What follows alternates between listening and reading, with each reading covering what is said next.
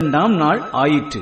பின்பு தேவன் வானத்தின் கீழே இருக்கிற ஜலம் ஓரிடத்தில் சேரவும் வெட்டாந்தரை காணப்படவும் கடவது என்றார். அது அப்படியே ஆயிற்று. தேவன் வெட்டாந்தரைக்கு பூமி என்றும் சேர்ந்த ஜலத்திற்கு சமுத்திரம் என்றும் பெயரிட்டார். தேவன் அது நல்லது என்று கண்டார்.